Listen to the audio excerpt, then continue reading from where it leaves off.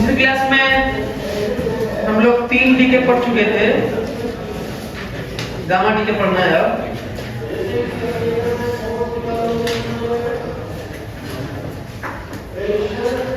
तो gamma DK का reason और काफी कुछ 95% आज खत्म हो जाएगा ना, तो जो लॉज है डीके लॉ और ये सब, तो गामा डीके का रीजन क्या होता है? रीजन तो बता ही चुका हूं। गामा डीके क्या रीजन होता है? एक्साइटेड स्टेट हो जाता है। और जब भी कोई रेडिएटिव डीके होता होगा तो न्यूक्लियस वैसे भी एक्साइटेड स्टेट में जाता होगा। फ्यूजन होता होगा तो भी एक्साइटेड स्टेट में होगा। इसका मतलब गामा डीके लग रहा है कि नॉर्मल सी बात है, वो तो होते रहता होगा। फ्यूजन होते रहता होगा, कोई और बीटा डीके अल्फा डीके से कुछ होता होगा तो फिर से साथ गामा डीके होता ही होगा, है ना?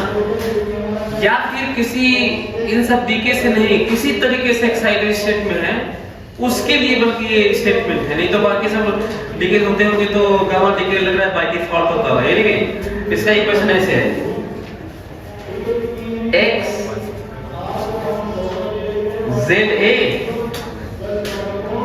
और इसको स्टार ऐसे करते हैं, इसका मतलब एक्साइटेड स्टेट है और फिर से ये नॉर्मल स्टेट क्योंकि z वही रह गया है, एक्साइटेड स्टेट है ना।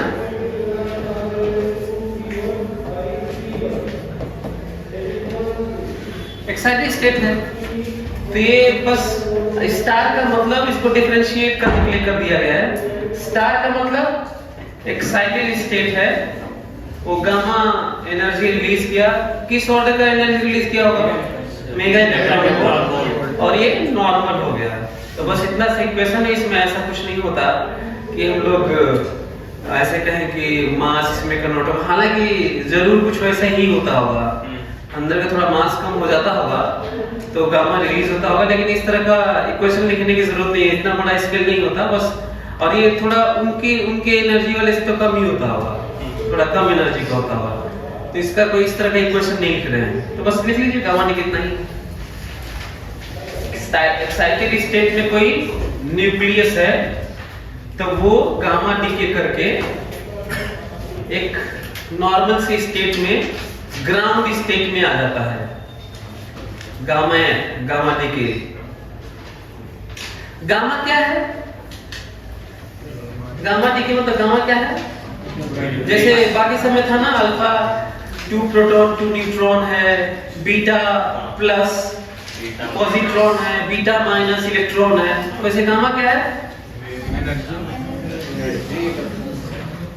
इलेक्ट्रोमैग्नेटिक वेव फोटोन है, पर हाई एनर्जी का है, बहुत ज्यादा एनर्जी का है, वो हल्का फुल्का वाला नहीं। 3.4 इलेक्ट्रॉन वोल्ट इस तरह का मेगा इलेक्ट्रॉन वोल्ट वाला ऑर्डर है, इस टाइप का, है ना? तो इलेक्ट्रोमैग्नेटिक वेव है ये गामा डीके, एनर्जी का फॉर्म है ये, स्पीड ऑफ लाइट चलता है ना? मास नहीं होता है इसका, रेस्ट मास 0 होता है एटलीस्ट।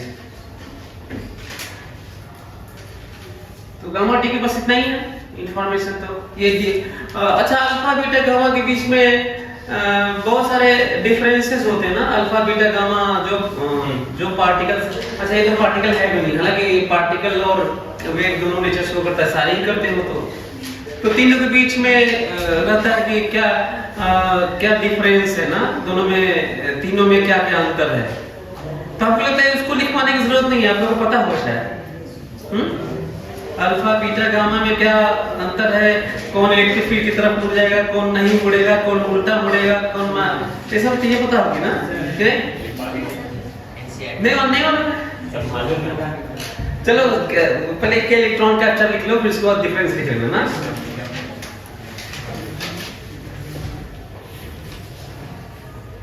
के इलेक्ट्रॉन कैप्चर,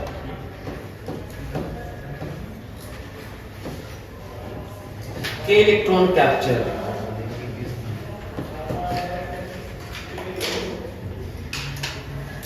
के इलेक्ट्रॉन कैप्चर में फिर से पता नहीं क्या कन्वर्ट हो गया, क्या घट बढ़ जाता है वाला फिर मैं सोचता हूँ ना। यदि आप मैं तो ऐसे ही याद रखता हूँ कि भाई इसका प्रोसेस ये है, तो याद ही रहता है कि क्या घट बढ़ गया ना, तो मैं ऐसे ही याद रखता हूँ कि ऐसे होगा K शेल होगा, L शेल होगा, M शेल होगा।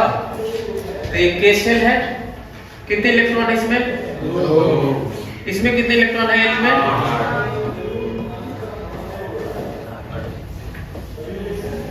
ऐसे तो K इलेक्ट्रॉन कैप्चर मतलब इलेक्ट्रॉन अंदर चला जाए न्यूक्लियस। K शेल का एक इलेक्ट्रॉन खींच लेता है ना। अच्छा, ये बहुत दिनों तक 30-40 साल तक पता ही नहीं चला कि ये भी कुछ होता है। तो बाद में खोज हुआ, डिस्कवरी हुई। हमको लगता है कि नोबेल प्राइज भी मिला होगा जो डिस्कवर किया होगा, नाम हमको नहीं मालूम है। ऐसे में सोच रहा हूँ कि तो बहुत बड़ी डिस्कवरी थी। और ये इसलिए नहीं पता चला क्योंकि ये रेयरेस्ट ऑफ रेयर केस है। मतलब अच्छा, ये क्यों होता होगा? ये अनस्टेबिलिटी किस कारण से होती होगी?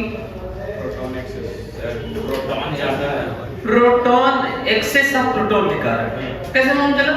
इलेक्ट्रॉन इलेक्ट्रॉन खींच लेता होगा, प्रोटॉन से मिलकर न्यूट्रॉन बनाता होगा। तो पहले इक्वेशन में हमारा लिख देता हूं जो अक्सर लिख रहे थे। प्रोटॉन है प्लस इलेक्ट्रॉन। प्रोटॉन का जेट कितना होता है? 1 और ये कितना होता है? 1। यही ना? Yes sir. यहाँ पे जेड लिखते हैं और यहाँ पे ए लिखते हैं। तो ए मतलब नंबर ऑफ प्रोटॉन न्यूट्रॉन सब मिला है। तो प्रोटॉन अकेले है तो वो तो लिखोगे ही, और जेड तो 1 है ही। न्यूट्रॉन कितना लिखते हैं? उसका जेड तो होता है, प्रोटॉन का है नहीं तो 0 लिख देते हैं। और न्यूक्लियॉन के नाम पे तो एक रहेगा ना। Yes sir. ये कई लोगों को ये सब थोड़ा कम आइडिया रहता है। ये प्लस है, ये माइनस है, ये किस में कन्वर्ट हो जाता होगा? न्यूट्रॉन में कन्वर्ट होता है। इसका जेड कितना होता है? 0 और मास नंबर सही है। Yes sir. और याद रखना कि न्यूट्रॉन के साथ क्या निकलता है? न्यूट्रॉन बनता है तो न्यूट्रिनो निकलता है। प्रोटॉन के साथ एंटी-न्यूट्रिनो निकलता है। जो प्रोडक्ट बनता है उसका एंटी पार्टिकल है, इसका ऐसे निकलता है ना, इस तरह का। तो न्यूट्रॉन के साथ न्यूट्रिनो निकलता है, एंटी पार्टिकल के यहाँ पे लिखते हैं। So this is what? Anti-neutrino. ये तो इक्वेशन हुआ। तो ऑब्वियसली यदि मैं इक्वेशन यहाँ पे लिखूं तो कहूंगा कि x है, z है, a है ना। ये किस में कन्वर्ट होता होगा? y में। तो बताओ इसके अंदर एक प्रोटॉन, कितने प्रोटॉन थे? z नंबर ऑफ प्रोटॉन थे। एक प्रोटॉन किस में कन्वर्ट हो गया? न्यूट्रॉन है। तो एक संख्या कम हो गई होगी। Yes sir. तो ये कितना हो गया होगा? z - 1। ये समझ में आ रहा है? Yes sir. और ये बदलता नहीं है। ये केवल कब बदलता है? अल्फा। अल्फा में बदलता है। Yes sir. और किसी में गामा में भी नहीं बदलता। अल्फा के अलावा ए नहीं बदलता, बस वही जेड बदलता है ना। और साथ में अरे न्यूट्रिनो लिखना है यार, इसे न्यूट्रिनो लिखना है। ये z-1 और a साथ में कुछ निकलेगा, बीटा प्लस बीटा माइनस ऐसे कुछ। हाँ अब कमेंट करते हाँ ये लिख लीजिए। लेकिन ऐसा कुछ नहीं है, beta plus beta minus electron plus e plus e minus कुछ निकलने वाला नहीं है, बल्कि इलेक्ट्रॉन खींच लेता है वो, और के सेल के इलेक्ट्रॉन खींचता है। क्यों खींचता है? क्योंकि एक्सेस ऑफ प्रोटॉन के कारण अनस्टेबिलिटी होती है, तो इसलिए वो प्रोटॉन न्यूट्रॉन में कन्वर्ट होना चाहता है ताकि स्टेबिलिटी गेन करे। तो इस तरह का प्रोटॉन न्यूट्रॉन में कन्वर्ट होने के कितने तरीके होते हैं? दो। कौन कौन से? ये वाला एक तो प्रोटॉन न्यूट्रॉन में कन्वर्ट हो जाए, पॉजिट्रॉन निकल जाए न्यूक्लियस के अंदर से। प्रोटॉन ये भूल जाओ ना, प्रोटॉन किस में कन्वर्ट हो जाए? अब प्लस कौन सा पार्टिकल निकले? क्योंकि इलेक्ट्रिकल बैलेंस करना होगा ना। Yes sir. इधर एक प्लस रहेगा, इसको भूल जाओ, इक्वेशन अलग से लिख दो। ये देख लो, जो पढ़ाया हुआ वही वाला याद दिला देता हूँ बस आपको। किसमें कन्वर्ट हो जाता है? 0 1 प्लस पॉजिटिव। तो ये बताओ यहाँ पे एक प्लस है ना, तो इधर भी तो प्लस होना चाहिए Yes, जो, sir. तो ये तो न्यूट्रल है, तो यहाँ पे क्या होना चाहिए प्लस। समझ में आ रहा है? और न्यूट्रॉन के साथ क्या निकलता है? न्यूट्रिनो। तो आपने लिखा है कि प्रोटॉन, एक्सेस प्रोटॉन के कारण अनस्टेबिलिटी जो आती है उसके पास दो ऑप्शन है। प्रोटॉन न्यूट्रॉन में कन्वर्ट होने के कितने तरीके, किन के बीच में बैटल होता है? दो चीजों के बीच में। यहाँ तो प्रोटॉन न्यूट्रॉन में कन्वर्ट हो जाए और न्यूक्लियस के अंदर से इलेक्ट्रॉन का एंटी पार्टिकल निकले, न्यूक्लियस के अंदर से एंटी पार्टिकल इलेक्ट्रॉन का निकले, जिसे क्या कहते हैं? पॉजिट्रॉन। इलेक्ट्रॉन के मास के बराबर ही होता है और चार्ज का मैग्नीट्यूड भी उतना ही होता है, पर माइनस नहीं होता, प्लस होता है, मास उतना ही होता है, राइट? Yes sir. तो ये ऑप्शन है कि अंदर में, न्यूक्लियस के अंदर में प्रोटॉन न्यूट्रॉन में कन्वर्ट हो जाए और न्यूक्लियस के अंदर से क्या निकल के भागे? पॉजिट्रॉन। या फिर प्रोटॉन कैसे न्यूट्रॉन में कन्वर्ट हो सकता है? ये ना हो, बल्कि के शेल का इलेक्ट्रॉन खींच ले अंदर और प्रोटॉन इलेक्ट्रॉन मिलके क्या हो जाए? न्यूट्रॉन। तो दो के बीच में बैटल हुआ ना, दोनों में से जनरल केस कौन सा है? सर ये वाला। वो वाला जनरल है, ये तो रेयरेस्ट ऑफ रेयर केस है। Yes sir. केस अच्छा, ये कैसे कैसे कर सकते हैं रेयरेस्ट ऑफ रेयर केस है? यदि नॉर्मल केस होता तो पहले खोज हो जाता ना, ये पता लगे वो भी होता रह रहा है, वो भी होता रह रहा है। ये तो खोज ही नहीं हो पाया, बड़ी मुश्किल से हुआ।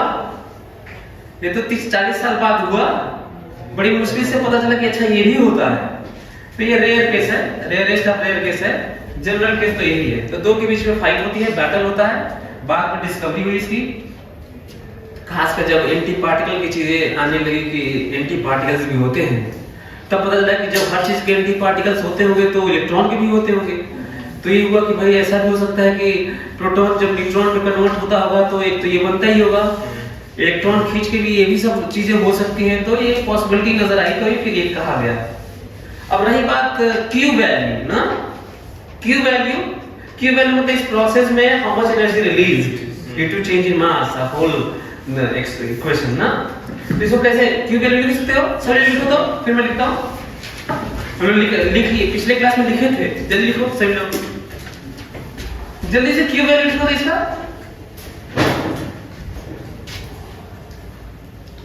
क्यू वैल्यू मतलब हाउ मच एनर्जी रिलीज्ड या मास डिफेक्ट एनर्जी ना, मतलब डेल्टा mc स्क्वायर। शुरू में इनिशियली मास ज्यादा होता है कि बाद में मास ज्यादा होता है? शुरू में। बाद में कम हो जाता है, तो वही जो कम होता है वही एनर्जी में कन्वर्ट होता है। जल्दी लिखो क्यू वैल्यू।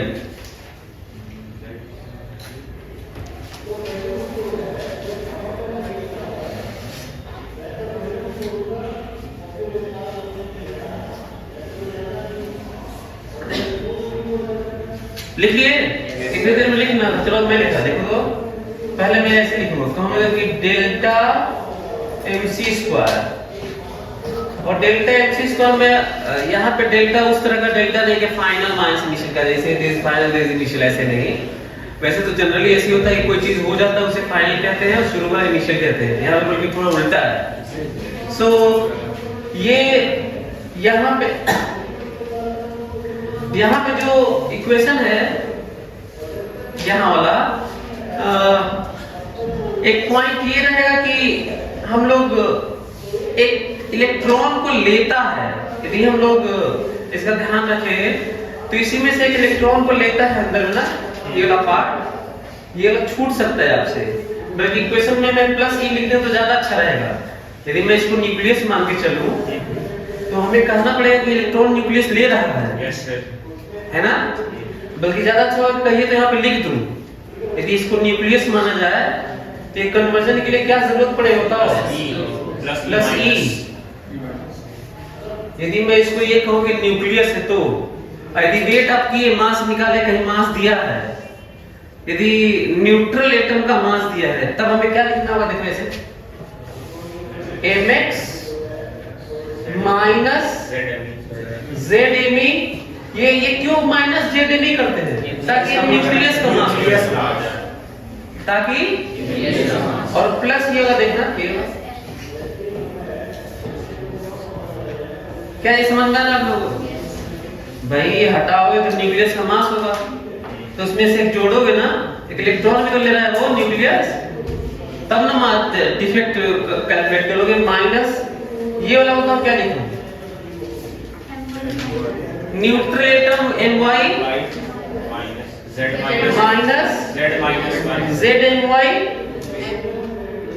अरे ZN ही यार, अच्छा हाँ, Z minus 1 Me into C square. जरा कैलकुलेट करो, देखो कितना आता है, सभी तो कैलकुलेट करो, देखो कितना आता है, ये आएगा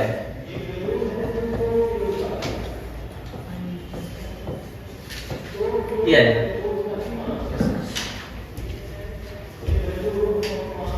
इसका मतलब यदि मास, अच्छा ये mx याद है ना क्या है? अभी न्यूक्लियस का मत मानना, एटम का। हाँ एटम का है, अभी एटम का देगा उतना ही से काम हो जाएगा। ये नहीं कि हम लगे उसी में इलेक्ट्रॉन का जोड़ने घटाने। जो यहाँ पे लिखा था वो एटम का लिखा था, लास्ट में सब कट पीट के एटम का ही आया है, सो एटम से ही काम चलेगा, है ना?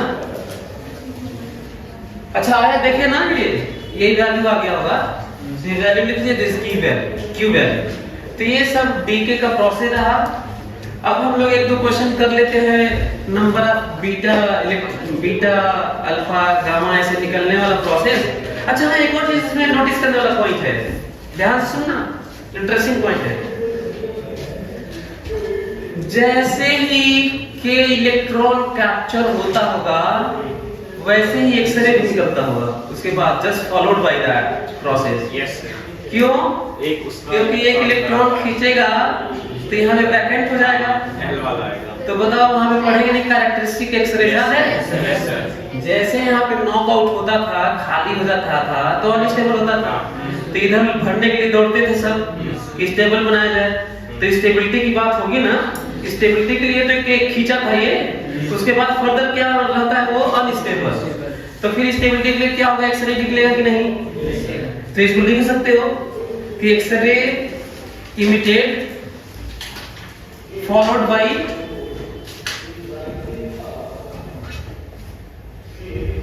ये after X-ray is emitted just after K electron capture due to vacant K cell, due to vacant K cell.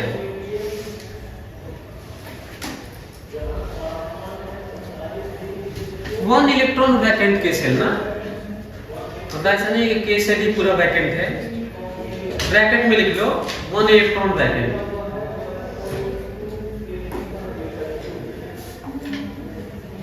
तो इसका मतलब जैसे ही के इलेक्ट्रॉन कैप्चर होता है उसके जस्ट बाद एक्सरे इमिशन होता है, रीजन बता दिया। तो ये था, ये सब चीजें थी कि किस तरह से अनस्टेबिलिटी होती है तो रेडियोएक्टिव डीके होता है। तो हमको लगता है रेडियोएक्टिव डीके कितने हो गए? 5 तरह के हो गए, जबकि हम लोग जनरली क्या बात करते हैं, अल्फा बीटा गामा, है ना? उसमें से 2 चीजें नहीं आई, एक बीटा प्लस वाला नया आ गया होगा, एक के इलेक्ट्रॉन कैप्चर। अब हम लोग नंबर ऑफ बीटा पार्टिकल्स और अल्फा पार्टिकल्स का ये वाला कैलकुलेशन वाला थोड़ा फार्मूला बनाते हैं ना, तो क्वेश्चन करो, तो जरा क्वेश्चन लिखो, तो क्वेश्चन कर लेते हैं।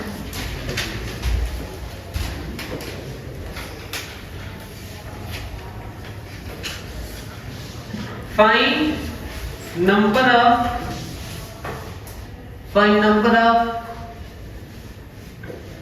Alpha and beta particles emitted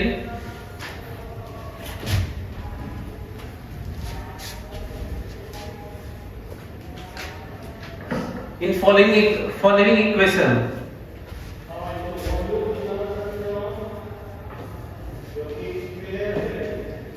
एक तो तुम ये बता दो, x ये है, और यदि 24 है और ये 56 है, y है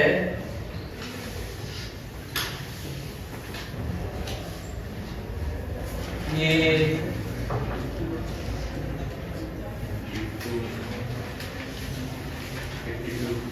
48 है, और ये 28 है। दूसरा x है, z है, और ये है z1 a1 या za है, और ये y है z डैश a डैश है। बताइए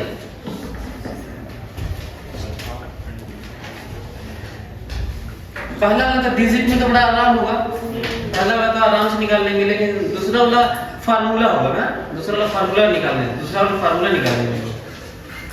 चलिए करिए इसे।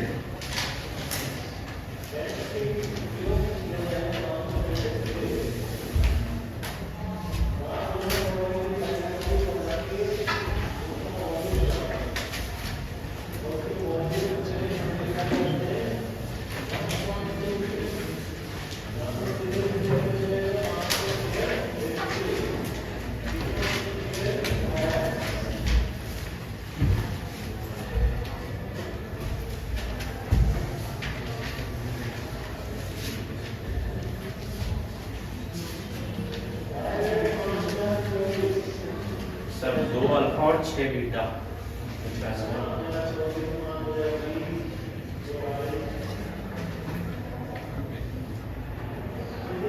पहला वाला तो हो गया होगा। Yes sir.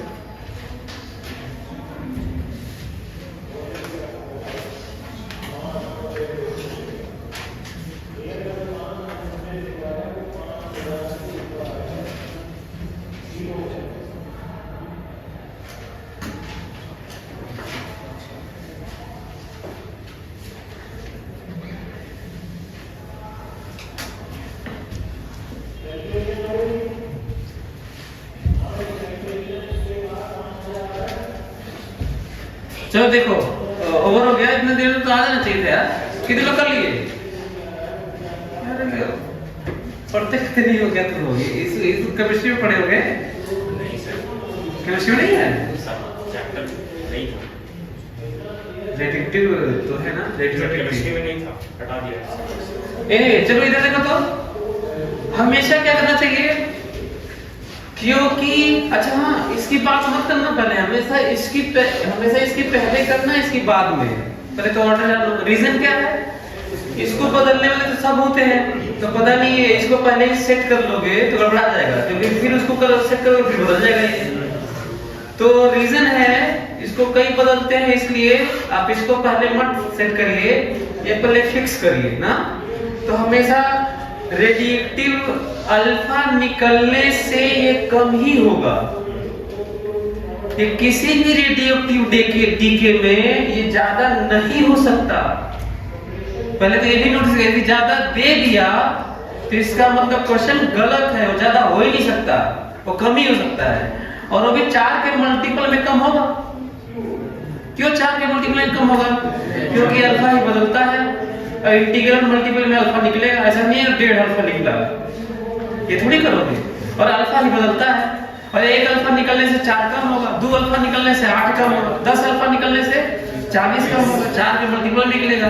तो सिंपल सा number of alpha particle is equal to this minus this, 56 minus 48। हमेशा ये जो दिख रहा है ना, अभी फिलहाल डिजिट में दिख रहा है, यही वाला सेंस ये फार्मूला बन जाएगा, देख लेना।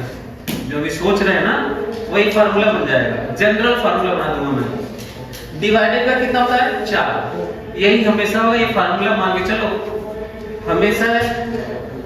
a this a minus this a divided by 4, ये हमेशा number of alpha particle limited होता है।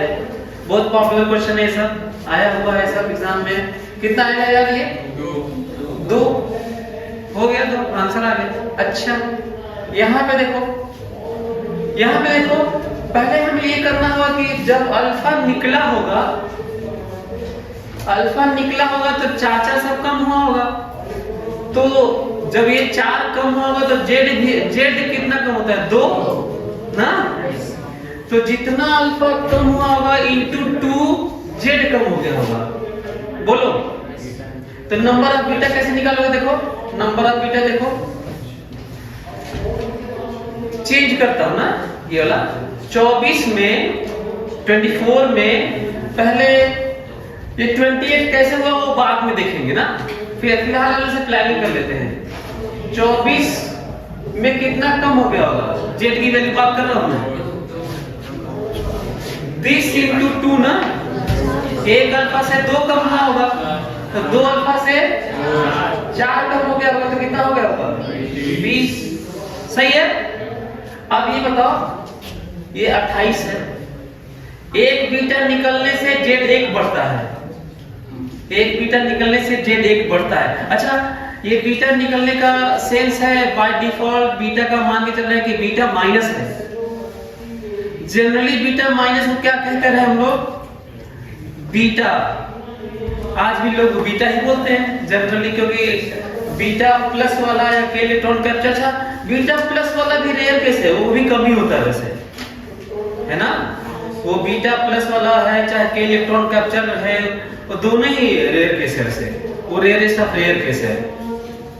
तो बताओ, जनरली बीटा निकलने से, बीटा निकलना मतलब प्रोटॉन किसमें कन्वर्ट होता है?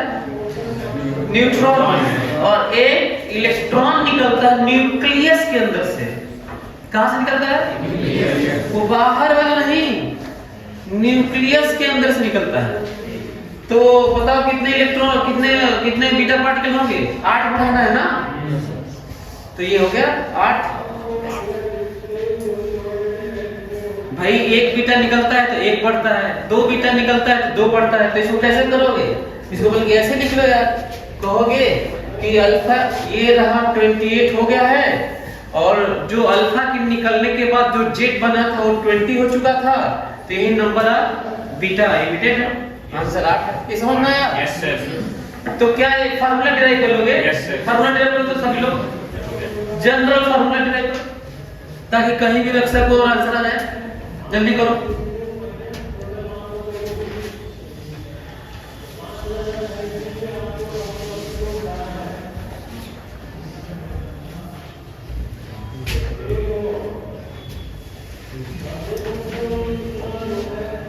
A minus Z dash by 4 होगा, Z dash minus Z minus 2 into A minus Z dash by 4। करे निकाल लिया आप लोग? चलिए मैं करता हूँ, जल्दी से बताइए। ये जनरल फार्मूला जो कहीं भी वैलिड होगा, एन अल्फा हमेशा कितना होगा? जल्दी बताओ। ये देखिए बताओ, a minus A dash, a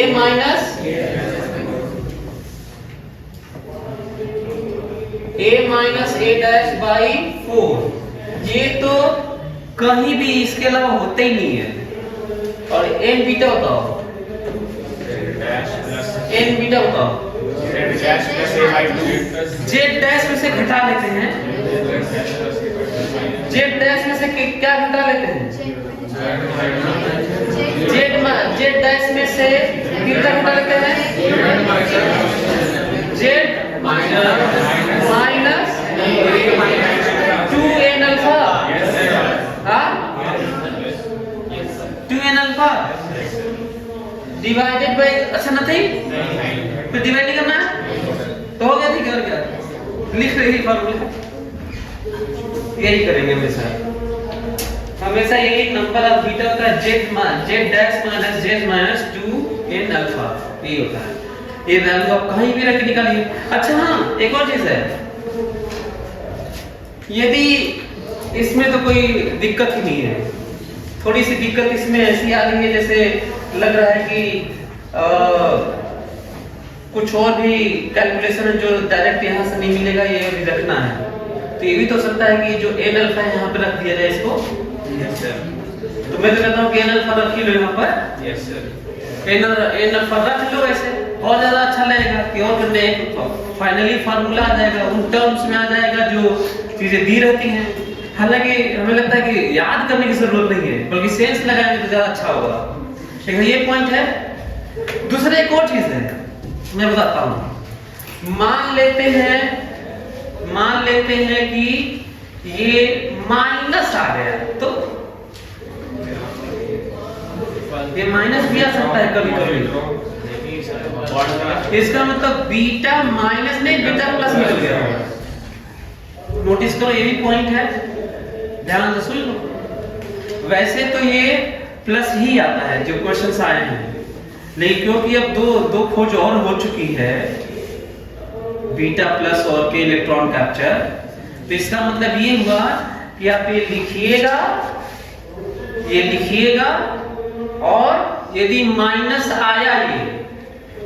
आया, इसका मतलब बीटा प्लस बी इमिट हुआ है,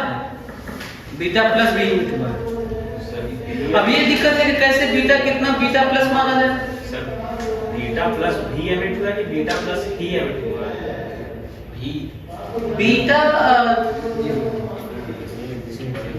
दोनों, इसीलिए यदि बीटा, एक और चीज है, ये देखो ना, ये भी एक इम्पोर्टेंट स्टेटमेंट है कि रियली में हम लोग बीटा ही निकले, मतलब बीटा माइनस ही निकले, तब तो हम बता पाएंगे, नहीं तो बीटा प्लस बीटा माइनस दोनों निकले तो हम बता भी नहीं पाएंगे।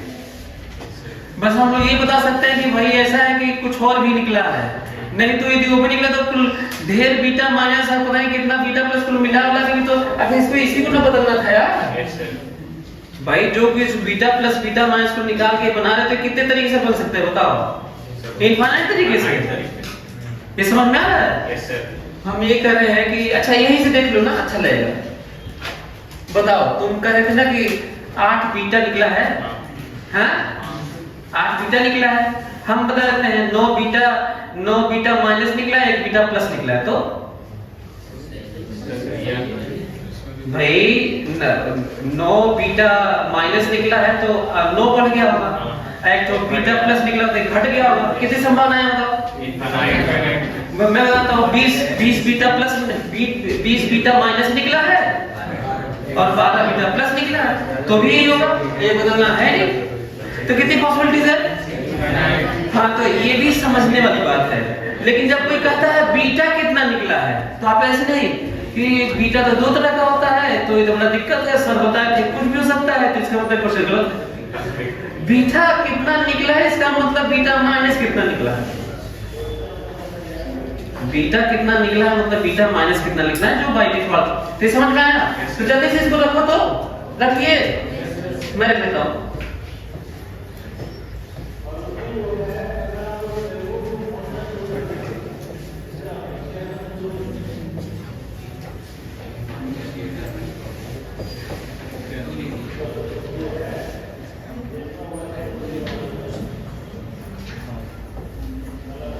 सही है? हाँ, तो कितना हो गया finally? Z dash minus Z plus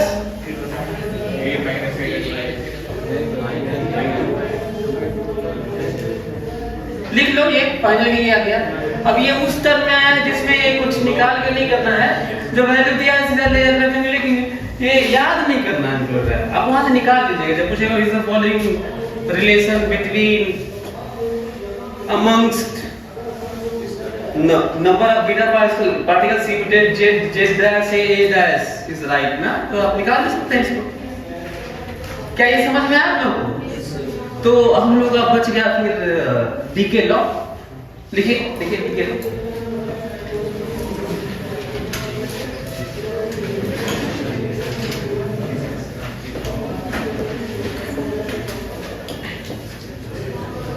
law of decay के लिए चाहे डीके लॉ कहिए।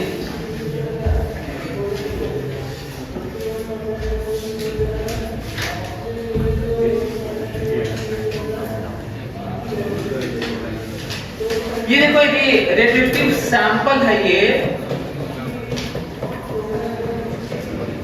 पहले इसको थ्योरी को समझ लेते हैं, बहुत अच्छे क्वेश्चन बनते हैं इस पे। लेकिन उतने वेरिएशन तो नहीं हो सकते। पूरा मॉडल मिला हुआ तो भी फ्रिक्शन का 100वां भाग भी नहीं होगा एक चैप्टर का, इतना कम वेरिएशन होता है ना। लेकिन फिर भी जितना वेरिएशन होता है उसको सुन लो। यदि रिफ्लेक्टिंग सैंपल है और टाइम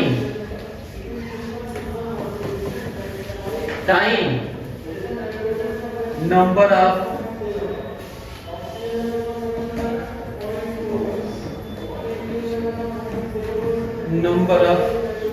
radioactive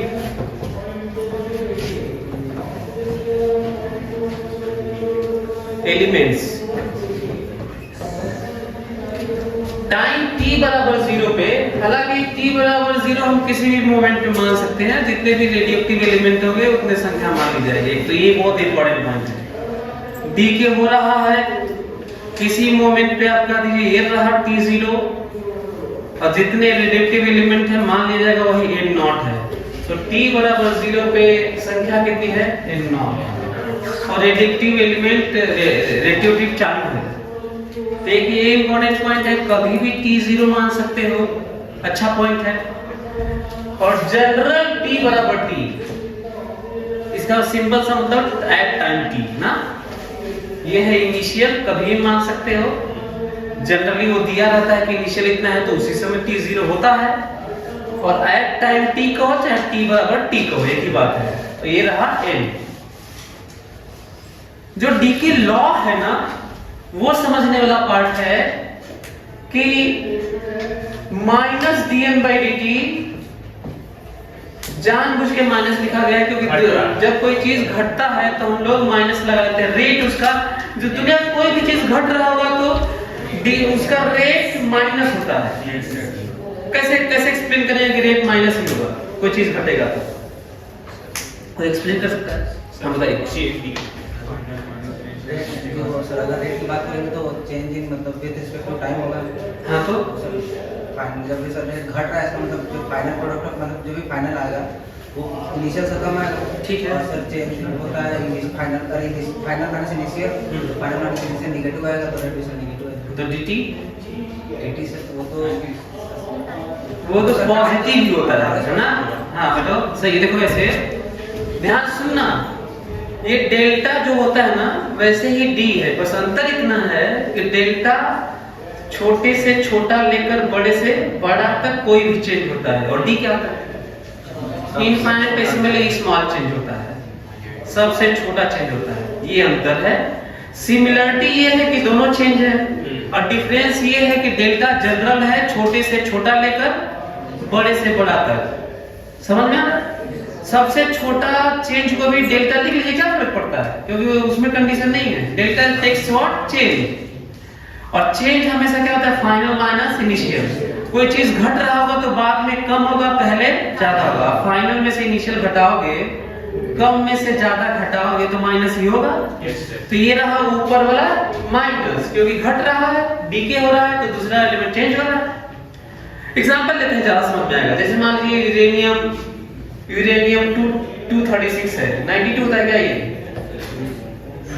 तो 236 है, ये 92 होता है। यूरेनियम 236 है, 100 एलिमेंट है ना, और ये किसी और में कन्वर्ट हो रहा है। तो यूरेनियम जैसे मान लीजिए रेडियोएक्टिविटी हुई, अल्फा पार्टिकल निकल रहा है तो दूसरे एलिमेंट बन रहा होगा।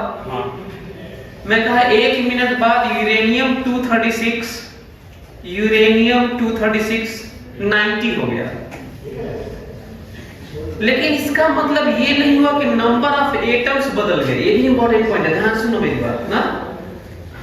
मान लो प्योर यूरेनियम 236 है, ये 100 है ना।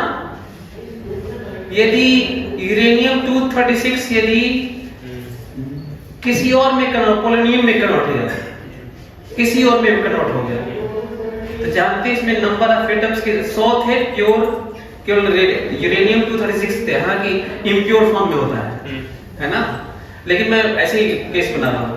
तो बताओ 100 यूरेनियम 236 थे, उसमें 10 डीके होके किसी और में कन्वर्ट हो गए। जानते हैं नंबर ऑफ न्यूक्लिया इसमें कितने हैं? 100 ही। क्यों सम है? क्योंकि 90 रेडियम 236 है तो 10 कन्वर्ट होकर वो भी एटम है ना यार। वो तो अल्फा पार्टिकल निकले हैं ना, बीटा निकले हैं, गामा निकले हैं, न्यूक्लियाई थोड़ी निकला है। तो नंबर ऑफ न्यूक्लियाई कितने हैं?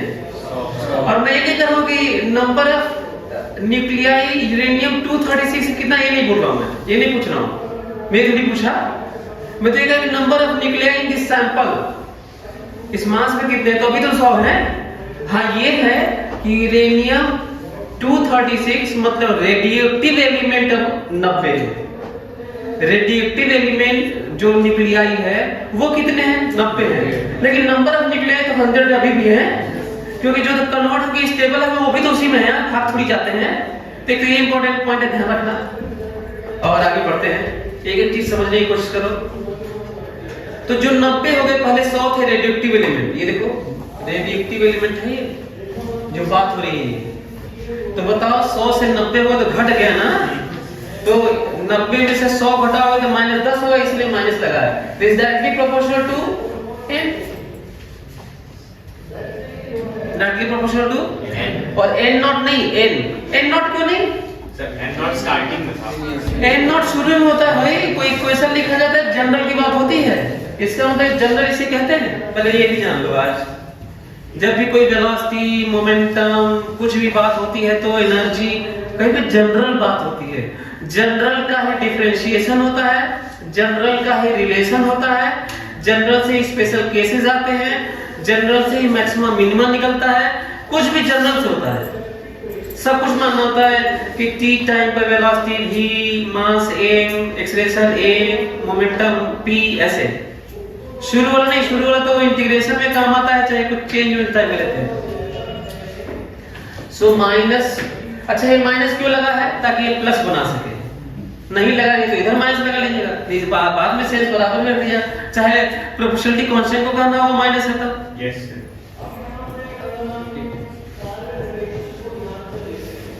What is lambda? Proportionality constant. What is lambda? जिसे क्या भी कहा जाता है? Decay constant. जिसे कहा जाता है डिसइंटीग्रेशन कांस्टेंट कहिए चाहे, तो जब इसे लिख लीजिए, ये डीके कांस्टेंट है। यही इक्वेशन है जो कहा था कि हर चैप्टर में एक इक्वेशन है। बोर्स मॉडल में कितने इक्वेशन है? एक। बाकी सब तो रहता ही है, बाकी जो पढ़े थे मैकेनिक्स रहता है यार। सो पूरे क्वांटम एटॉमिक वर्ल्ड को क्वांटाइज केवल एक इक्वेशन ने किया था, mvr बराबर nh/2 फोटो इलेक्ट्रिक इफेक्ट में एक इक्वेशन है, एक्सरे में एक इक्वेशन है, तो इसमें भी तो एक ही इक्वेशन है, यही वाला है बस। अभी देखते हैं वैसे रिजल्ट आएगा और फाइनली आएगा। डीके कांस्टेंट है ये। अब ये सेंस देखो कहां से आया है, बहुत सिंपल सा सेंस है। पहले तो इसके बारे में जान लेते हैं कि किस तरीके से डीके लॉ है। ये ऑब्वियस है, लगातार डीके होके स्टेबल हो रहे हैं, डीके होके स्टेबल हो रहे हैं, कुछ एलिमेंट डीके होके स्टेबल हो रहे हैं। सब एलिमेंट सिमिलर होने के बावजूद भी एक ही मोमेंट पे डीके नहीं होते, डीके हो रहे हैं। ये बड़ा सिंपल सा दिखता है और होना भी चाहिए। इस तरह के इक्वेशंस नेचर में खूब देखने को मिलते हैं।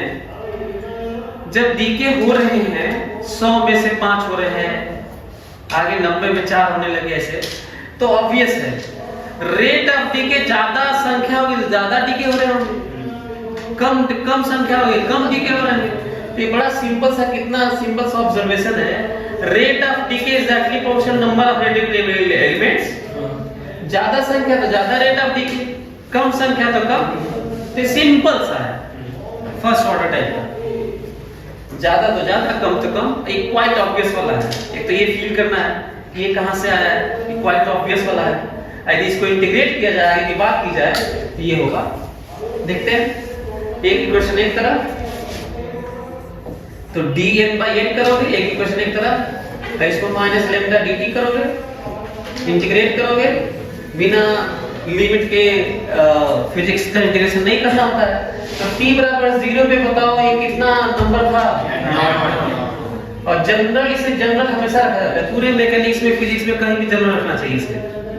यदि कुछ पूछा होगा तो भी जनरल निकालो, बाद में रख लेना। जनरल t है और जनरल n है, जल्दी करो तो इसके आगे तुम लोग करो।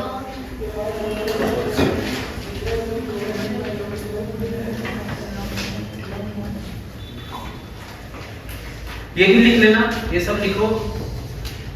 ये जो चीजें एक एक बेसिक चीजें, यदि बच्चों को मॉडर्न वाला कुछ हिस्सा नहीं आता है तो ये जो सोच वाला है ना, कितने रेडिक्टिव न्यूक्लियाई हैं, कितने बचे हुए हैं, कितने स्टेबल न्यूक्लियस हो गए, शुरू में इतने थे, इस मोमेंट पे इतने थे, यही सब दिक्कत होती है। नहीं तो ये कौन नहीं जानता जो इसका रिजल्ट है। सर हमको पता है कि ये n जो होता है हमेशा इंटीग्रल वैल्यू लेगा नंबर ऑफ रेडियोएक्टिव एलिमेंट्स, तो हम लोग इसको इंटीग्रेट कैसे कर सकते हैं कि इंटीग्रेशन तो कंटीन्यूअस चीज का होता है, ये तो हाँ। इंटीग्रल वैल्यू है। हाँ, तो हम इतना संख्या मान के चल रहे हैं कि जो डिफरेंशियल, तुम ये भी तो कर सकते थे इनफाइनिटेसिमली स्मॉल वैल्यू, जबकि हमारे लेवल में dn की वैल्यू 1 हो सकती है मिनिमम। Yes sir. तो ये कौन सा इनफाइनिटेसिमली स्मॉल वैल्यू हो रहा है? तो हम लोग इतनी संख्या होती है कि उस संख्या के सामने एक को हम लोग डिफरेंशियल चेंज मान लेते हैं। रिलेटिव है, और दुनिया में हर जगह रिलेटिव है भाई। तुम्हें क्या लगता है कि बेसिक पे जाने लगोगे तो जिसको तुम कॉन्टिन्यूअस मानते हो वो कॉन्टिन्यूअस है क्या? दुनिया में कोई चीज कॉन्टिन्यूअस है तो क्यों बोले अभी? नॉर्मली जैसे किया जाता है। नहीं, नॉर्मल में क्यों? मैं तो और अंदर जाना चाहता हूँ, बताओ। इसमें तो गलत हो गया फिर तो। इनका कहना है कि कॉन्टिन्यूअस पे हम इंटीग्रेशन लगाते हैं, तो मैं ये कह रहा हूँ कि दुनिया में कुछ कॉन्टिन्यूअस में होता है तो इंटीग्रेशन क्यों लगाते हैं? तो क्या जवाब है आपके पास? आप कहेंगे कि भाई जो पैटर्न है, जो तरीका है, उसमें हम यदि कॉन्टिन्यूअस कंसीडर कर लेते हैं तो लगा लेते हैं, ये ना। तो यहाँ भी कॉन्टिन्यूअस कंसीडर करते हैं लोग, ठीक है। और खासकर इसलिए भी करते हैं क्योंकि बहुत भारी संख्या, अवोगाड्रो नंबर वाले ऑर्डर में होते हैं सर, 10⁻23 ऑर्डर में होते हैं, 1 ग्राम में भी जो एलिमेंट्स होते हैं। और इसे अच्छा क्वेश्चन था इसका, और ये भी अच्छा क्वेश्चन था कि dn मिनिमम कितना हो सकता है? 1, उससे कम थोड़ी आधा थोड़ी कर लोगे। तो ये रिजल्ट आएगा आप लोग का। इसके बाद आप लोग का क्या होगा? ln n n not n minus lambda t ना, ये ना बोलो। ये वाला लिख लिया तुम लोग? ये वाला लिखना था। अच्छा ये देखो, फिर इसके बाद क्या आया? ln n minus ln n naught is equal to minus lambda t। So ln n by n naught equals to, तो n बाई n नॉट, जैसे ही ln 3 होता है किस पावर में जाता है? सही है। तो n की वैल्यू कितनी हो गई?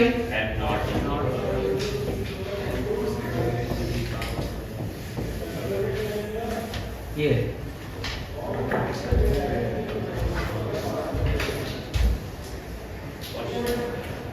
किसके बीच में रिलेशन है? Number of radioactive element remaining. बहुत इंपॉर्टेंट पॉइंट है ये भी। बहुत सारे इंपॉर्टेंट पॉइंट्स हैं जिन पे बेस्ड क्वेश्चन आप अटेम्प्ट नहीं कर पाते क्योंकि आपको लगता है कि बस ये यही है। एक वो कई चीजें बता रहा हूँ कि कभी भी आप इसको जीरो मान के बहुत सारे क्वेश्चन कर सकते हैं। किसी मोमेंट में कहते हैं कि 2 घंटे बाद इतने बचे हैं, शुरू में इतने थे, 2 घंटे बाद के बाद कुछ और बताइए, कुछ पूछता है, 2 घंटे बाद ही वही जीरो मान लो, नया इक्वेशन निकालना होगा। जैसे एग्जांपल लेते हैं ऐसे,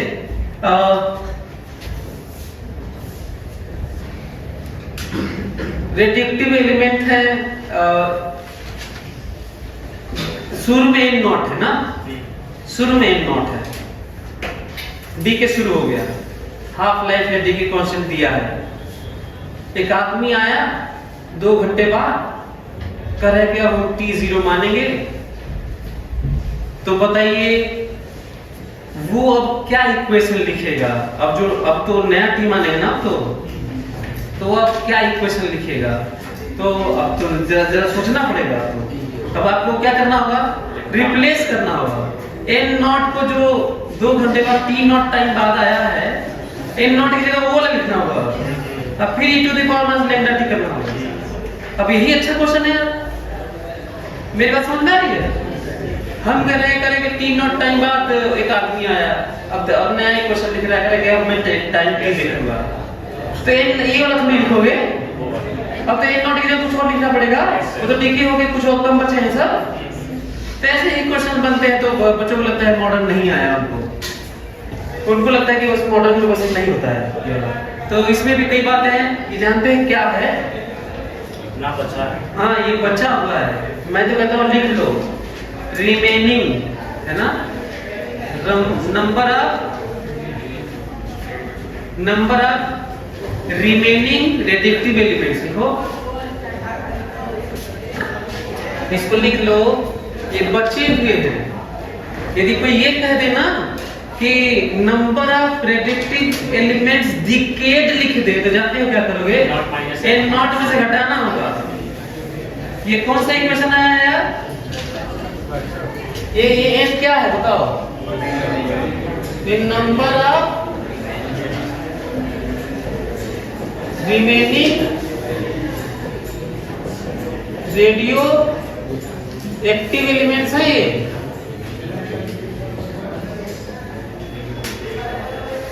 बताओ तो जल्दी से बताओ, यदि हम लोग बात करें कि कितने बचे हुए हैं, अरे कितने डिकेड हैं, तो क्या लिखोगे? देखो नंबर ऑफ डिकेड एलिमेंट्स लिखो, नंबर ऑफ डिकेड एलिमेंट्स लिखो।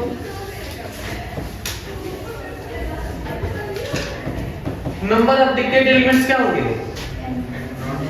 n नॉट शुरू में थे ही, बचे हुए जो हैं उनमें से घटा देंगे तो बाकी डिके हो गए होंगे। सो कितने बचे हुए हैं? इतने। ये समझ में आ रहा है? तो ये हो गया, देखो ये भी अच्छा पॉइंट है।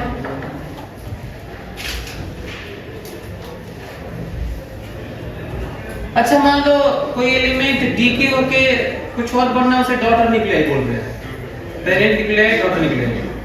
तो मैं कहता हूं कि इसकी जगह ये भी लिख सकते हो, number of daughter nuclei stable हो गया हुआ। तो यदि मान लो डॉटर न्यूक्लियाई फिर से वो रेडिएटिव एलिमेंट है, फर्दर डीके हो गया, किसी और स्टेबल में हो रहा है कन्वर्ट, तो बाकी अलग है। लेकिन जनरली हम ये मानते हैं कि मेंशन नहीं है, फिर से फर्दर डीके नहीं हो रहा तो स्टेबल मान लेते हैं। तो इसको जल्दी से भी लिख लो। फिलहाल यदि स्टेबल मान लेते हैं इसको, तो इसको क्या लिख सकते हैं? Number of daughter nuclei. जो x से y बनता है उसे क्या कहते हैं हम लोग? जो y के डॉटर न्यूक्लियाई है, x को पेरेंट न्यूक्लियाई बोलते हैं। अच्छा डॉटर न्यूक्लियाई क्यों, सन न्यूक्लियाई क्यों नहीं? बेटी बचाओ बेटी पढ़ाओ, बेटी बचाओ बेटी पढ़ाओ पढ़ा देंगे?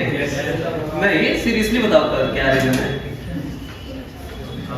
डॉटर सेल डिवीजन में भी डॉटर सेल बोलते हैं, बायोलॉजी में डॉटर सेल बोलते हैं या डॉटर न्यूक्लियाई। वही तो फिर से वापस से वो बना सकता है दूसरा, फिर से, है ना। रियली में जो प्रोडक्शन या प्रोड्यूस होता है तो मदर से माना जाता है, तो एक फर्दर फिर से वो डिवाइड करता है, तो इसलिए हम लोग कहते हैं डॉटर न्यूक्लियाई, है ना।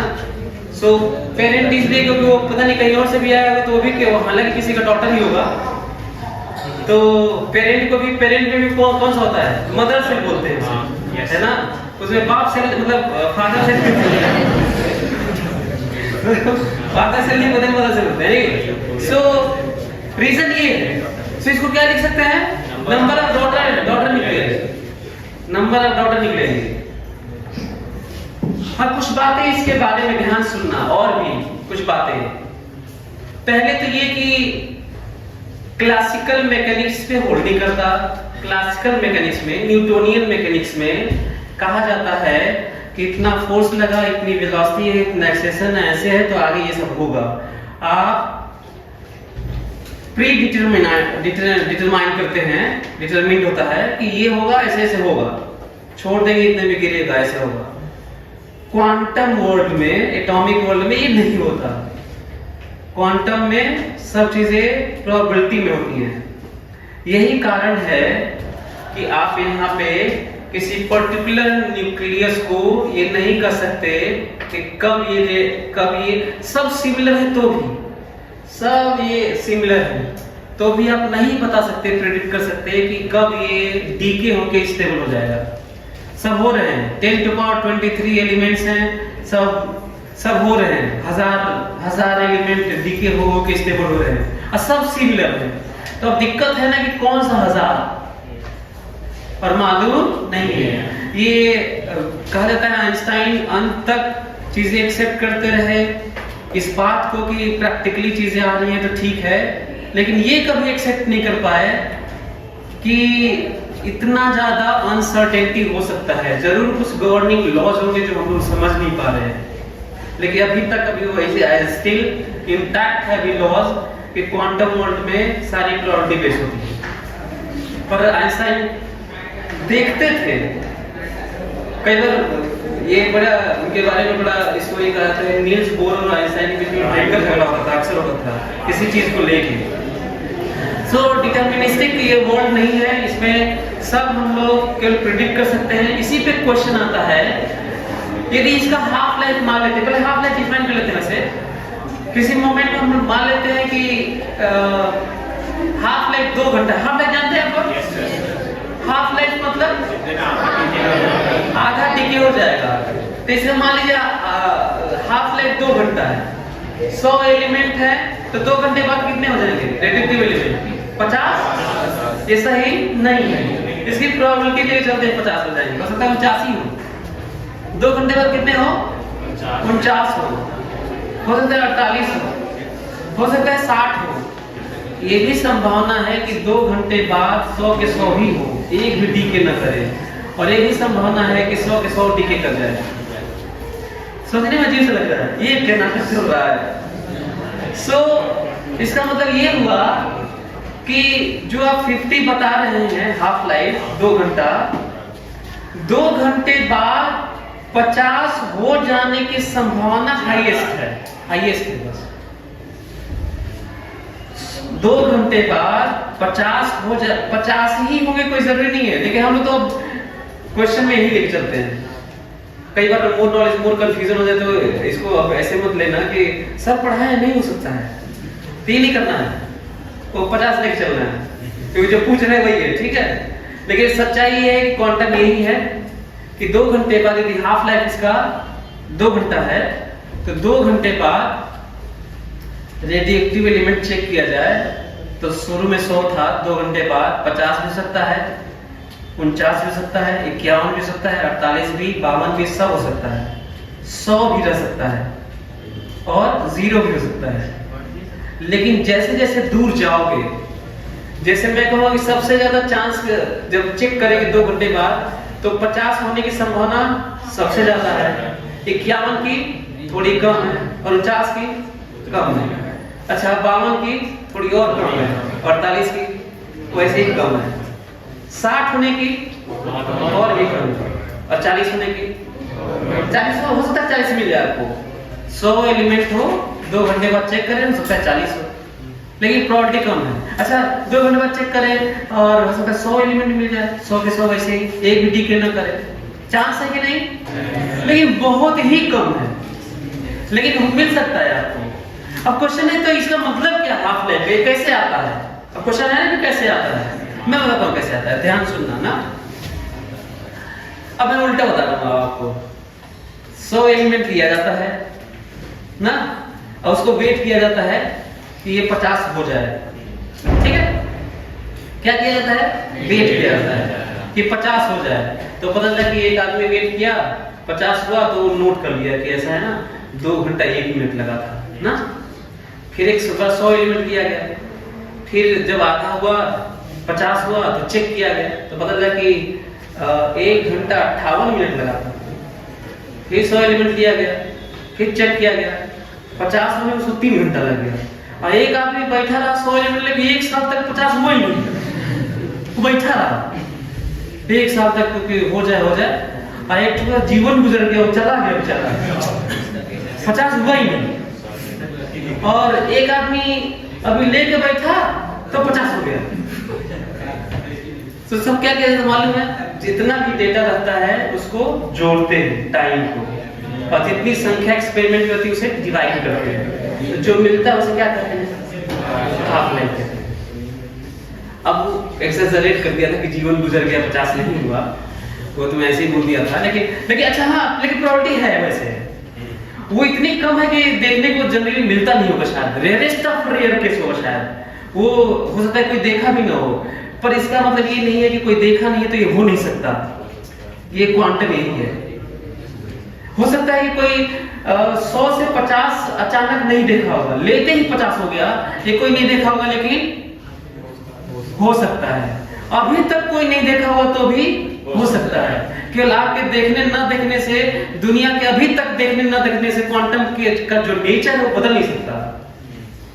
ये समझ रहे क्या? Yes, sir. कुछ भारी भरकम तो सेंटेंस नहीं बोल रहा हूँ यहाँ। वैसे क्वांटम भारी है ही। यदि क्वांटम आपको समझ में आ गया, जिसका मतलब क्वांटम समझ में नहीं आया, बल्कि कहते रहिए कि नहीं समझ में आया तो ही ठीक है। नॉर्मल स्टेटमेंट क्वांटम के बारे में यही है कि समझ में नहीं आया ठीक से। जैसे ही आप बोलेंगे ठीक से समझ गए, इसका मतलब आप कुछ नहीं समझ में आया। ये भी खतरनाक है यार। Anyway, लिखो जल्दी से हाफ लाइफ लिखो।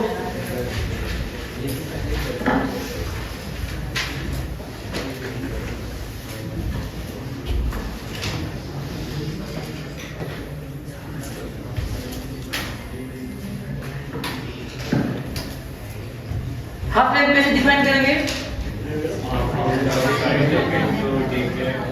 टाइम लिखो, time after time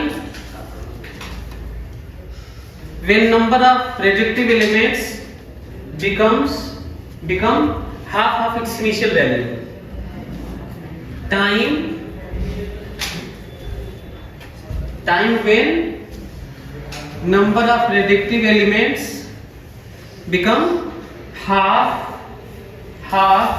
of its initial value is known as half-life.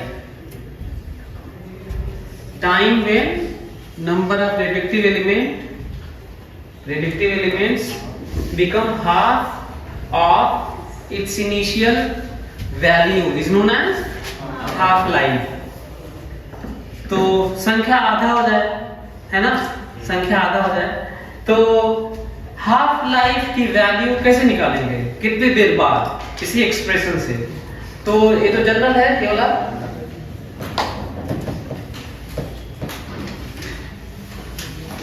Lambda T, हाँ? सो टी हाफ के लिए हमें क्या करना होगा? टी हाफ और T half n becomes n naught by 2 ना, आधा इनिशियल का, दिस इनिशियल। सो n की वैल्यू कितनी रखनी होगी? बराबर n naught e to the power minus lambda t। Solve करो जल्दी से, तो टाइम निकालो, दिस टी हाफ जल्दी निकालो।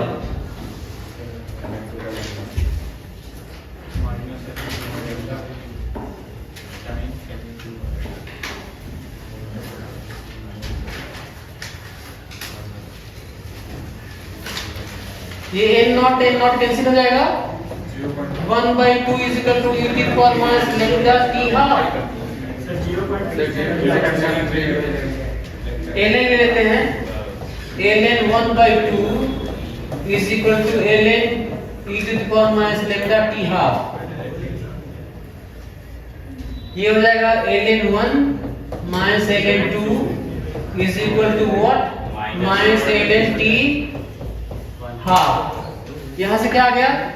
What is T half? ln 2 by lambda। यदि इसको डिजिट में करें तो टी हाफ की वैल्यू कितनी हो जाएगी? ये ऊपर वाला 0.693 डिवाइडेड बाय लैम्डा। सही है? जल्दी से देख लो, टी हाफ की वैल्यू यही है। इसके इस रिलेशन का मतलब आप समझो, इस रिलेशन का मतलब समझो। यदि लेम्डा दिया है तो टी हाफ निकाल सकते हैं। इससे कहीं ज्यादा इंपॉर्टेंट ये है कि यदि टी हाफ दिया है तो आप लेम्डा निकाल सकते हैं, जो जरूरत है यहाँ पर। इसका मतलब लग रहा है कि फिर से इसको कन्वर्ट किया जाता है। ये देखो यहाँ पर, इसको चेंज करता हूं, यहाँ पे लिखता हूं n equals to n naught e to the power minus, ये वैल्यू देखो ln 2 by t half lambda. यहां से लेम्डा निकाल सकते हैं ना, what is value of lambda? ln 2 by t half ना into t, सही है? Yes sir. मतलब यहाँ पे अब लेमडा नहीं रहा।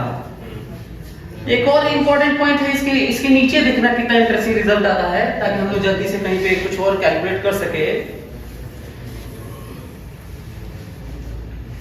ये देखो बराबर n नॉट e टू दी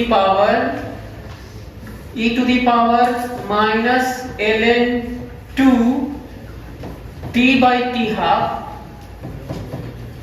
यहाँ पे that is n naught e to the power ln 1 by 2 t by t half, e to the power base e ही रहता है तो x हो जाता है। इसका मतलब n की वैल्यू हो गया n naught 1 by 2 t by t half। जल्दी से लिख लो इसको।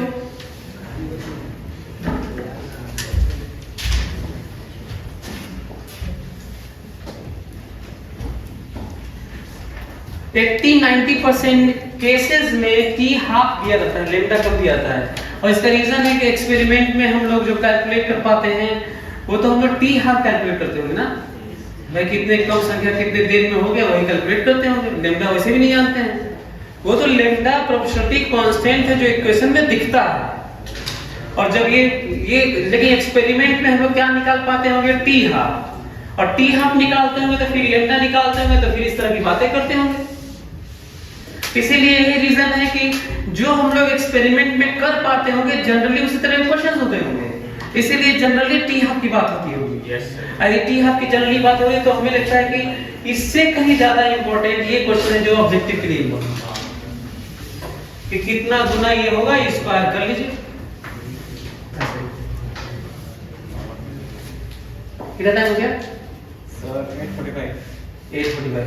अच्छा ये बताओ, एक इसके बारे में देखते हैं जो मैं बनाया था बहुत सारे आइटम्स ऐसे। ये बताओ कि टी हाफ जैसे एग्जांपल लिया था कि टी हाफ 2 घंटा है ना, टी हाफ 2 घंटा का मतलब है कि n की वैल्यू आधी कितने देर बाद होगी, 2 घंटे बाद। n नॉट की वैल्यू, n की वैल्यू आधी n नॉट का आधा हो जाएगा 2 घंटे बाद। हाफ लाइफ का ही मतलब होता है, ठीक है। अब इसमें से एक एलिमेंट, कोई पर्टिकुलर एलिमेंट a है जिसको मैं पकड़ा, बहुत सारा संख्या था इसमें, एवोगाड्रो नंबर के ऑर्डर में 10 to the power 23 था। मैं एक एलिमेंट पे फोकस किया, वो पता नहीं कब डीके हो गया, कितने देर में सारे डीके होते हैं, इनफाइनाइट टाइम। कितने देर में? तो पता नहीं ये जो ए एलिमेंट को पकड़ा हूं, पता नहीं इनफाइनाइट टाइम बाद होगा कि शुरू में ही हो जाएगा, क्या होगा ना, ये बता नहीं सकते। दुनिया में कोई भी व्यक्ति नहीं बता सकता क्योंकि सब सिमिलर है, उसी में अपना डीके हो रहे हैं, स्टेबल हो रहे हैं, डीके हो रहे हैं, पता नहीं लास्ट में इनफाइनाइट पे जाके कौन सा वाला होगा, ये भी नहीं मालूम। मैं 4 घंटे बाद आपको बताना है what is probability that this particular element is decade. 4 घंटे बाद बता सकते हैं? क्वेश्चन समझ में आया? फिर से सुनो मैं क्या पूछ रहा हूं। मैं ये कह रहा हूं कि 2 घंटा हाफ लाइफ है, 2 घंटा हाफ लाइफ है, संख्या जो कुछ रही होगी, पर्टिकुलर एलिमेंट को पकड़ा, एलिमेंट ए, उसको मैं देखना शुरू किया, और 4 घंटा बाद ये बताना है कि जो जिसको मैं देख रहा हूं एक एलिमेंट को, 4 घंटे बाद वो डीके हो गया है, इसकी प्रोबेबिलिटी कितनी है? 1/4।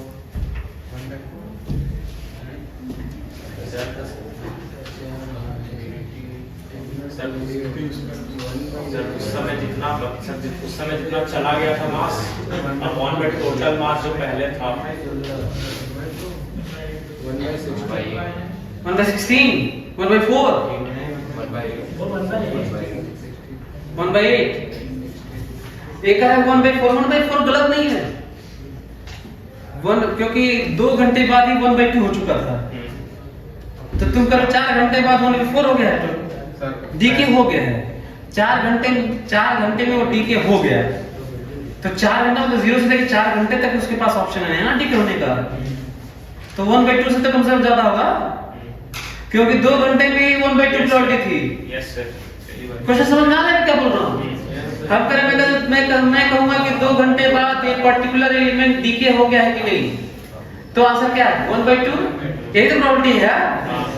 अरे 50 एलिमेंट डीके हो गए उसी में, या तो 50 में हो जाने वाले में होगा या तो नहीं होने वाले में होगा, यही प्रॉपर्टी होती है। तो आपको बताना है कि 4 घंटे बाद क्या संभावना है कि डीके हो गया होगा। 3/4 आंसर है। कैसे सर उस समय जितना सर चला गया था बटे में टोटल 2 घंटे में आधा हुआ है और एक और आधे वाले में 1/4 हो गया। ये कैसे हुआ? सर नहीं सर जितने में सर आंखा होता है, सर जितने में वो आंखा होता है उतने के 2 गुने टाइम में फिर उतना होता है।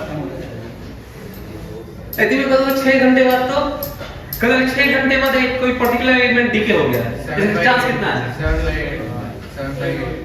7/8।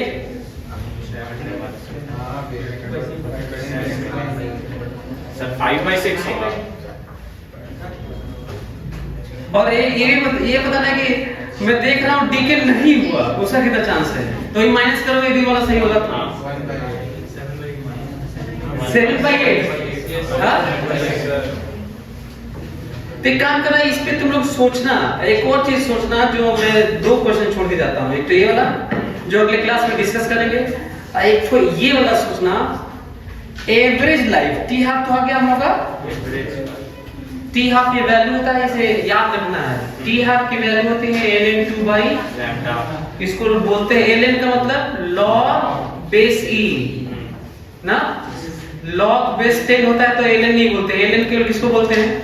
log बेस e को। ठीक है, तो ln2 बाई लैम्डा है और जिसकी वैल्यू ये है। दूसरा एवरेज लाइफ जानते हो, टी एवरेज कितनी होती है? टी एवरेज होता है 1/λ। क्वेश्चन ये है कि टी एवरेज का क्या मतलब है, कैलकुलेट कैसे कर दिए? एवरेज मतलब सारे एलिमेंट्स का टोटल जो लाइफ है उसकी वैल्यू ये है,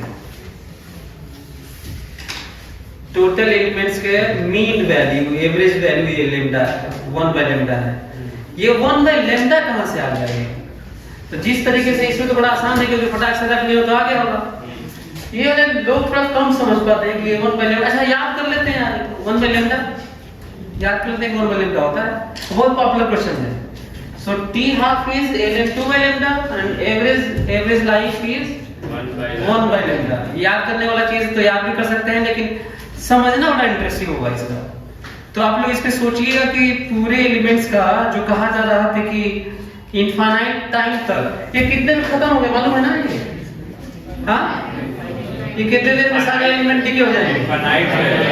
तो ये कैसा, ये कौन सी बात हो रही है? तब सारा का मीन लाइफ ये 1/λ की बात क्या हो रही है सर? यदि इनफाइनाइट तक इसको खत्म होना है तो पूरे खत्म होने के बाद तो ये ऑन एन एवरेज 1/λ कहां से आ गया? तो देखते हैं कितने लोग इसको समझ के या इधर उधर सर्च करके अपने से समझ के आते हैं। जब आप इसको सर्च करते हैं, समझते हैं, तो ज्यादा और ज्यादा रियलाइज होता है जब हम आपको बताएंगे। तो इस पे काम करना कि 2 घंटे बाद कोई पूछेगा तब तो प्रोबेबिलिटी आप बता देंगे 1/2 किसी पर्टिकुलर आइटम का, लेकिन 4 घंटा 6 घंटा 10 घंटा कोई पूछेगा तब आप क्या करेंगे? और ये जो पूछा हूं ना अभी 4 घंटे बाद वाला, ये आईटी में आ चुका है। What is probability of decaying a particular element in reactive elements after 4 hours, 2 times of half life? तो ये सोच के आइएगा अगले क्लास में। अगले क्लास में हम लोग इसका ग्राफ पढ़ेंगे सारे तरह का, और ये वाला एवरेज लाइफ को बताना अगले क्लास में। एवरेज लाइफ हम लोगों को देखना है कि कहां से आया है, और दूसरा वो प्रोबेबिलिटी वाला। चलिए, थैंक यू।